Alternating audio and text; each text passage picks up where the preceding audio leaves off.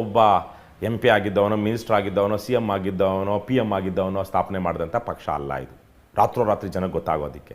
ಅಥವಾ ಯಾವುದೋ ಒಬ್ಬ ಸಿನಿಮಾ ಹೀರೋ, ದೊಡ್ಡ ಪ್ರಭಾವಳಿ ಇರುವಂತಹ, ರಾಜ್ಯವ್ಯಾಪಿಯಾಗಿ ಜನಪ್ರಿಯತೆ ಇರುವಂಥ ಸಿನಿಮಾ ಹೀರೋ ಸ್ಥಾಪಿಸಿದಂಥ ಪಕ್ಷ ಅಲ್ಲ. ಹಾಗೇನೆ ಯಾರೋ ಈಗ ವಿಜಯ್ ಮಲ್ಯ ಥರಕ್ಕೆ ಹೋಗಿ ಎಲ್ಲಿಗೆ ಲಂಡನ್ಗೆ ಹೋಗ್ಬಿಟ್ಟು ಅಲ್ಲಿ ಯಾವುದೋ ಒಂದು ಮ್ಯೂಸಿಯಂ ಮೇಲಿದ್ದಂಥ ಟಿಪ್ಪು ಖಡ್ಗನ ತಂದುಬಿಟ್ಟು ನಾನು ದುಡ್ಡಿನ ಮೇಲೆ, ಟಿಪ್ಪು ಖಡ್ಗದ ಮೇಲೆ ರಾಜಕಾರಣ ಮಾಡ್ತೀನಿ ಅಂತ ಹೇಳಿದಂತಹ ವ್ಯಕ್ತಿಗಳು ಸ್ಥಾಪನೆ ಮಾಡಿದಂಥದ್ದಲ್ಲ. ನನ್ನ ಹಾಗೆ ಸಾಮಾನ್ಯ ಹಿನ್ನೆಲೆಯಿಂದ ಬಂದಂಥವರು, ಒಂದು ಮೌಲ್ಯಾಧಾರಿತ ರಾಜಕಾರಣ ಮಾಡಬೇಕು ಅಂದ್ಕೊಂಡಂಥವ್ರು, ಮತ್ತು ಜನರ ದೇಣಿಗೆಯಲ್ಲಿಯೇ ಮೊದಲ ದಿನದಿಂದನೂ ನಾವು ಜನರ ದೇಣಿಗೆಯಲ್ಲಿಯೇ ಪಕ್ಷವನ್ನು ಕಟ್ತಾ ಹೋಗಬೇಕು ಅಂದ್ಕೊಂಡು ಒಂದು ಬದ್ಧತೆಯಿಂದ, ಪ್ರಾಮಾಣಿಕತೆಯಿಂದ, ಸತ್ಯನಿಷ್ಠುರತೆಯಿಂದ ರಾಜಕಾರಣ ಮಾಡೋದಕ್ಕೆ ಬಂದಂಥವ್ರು.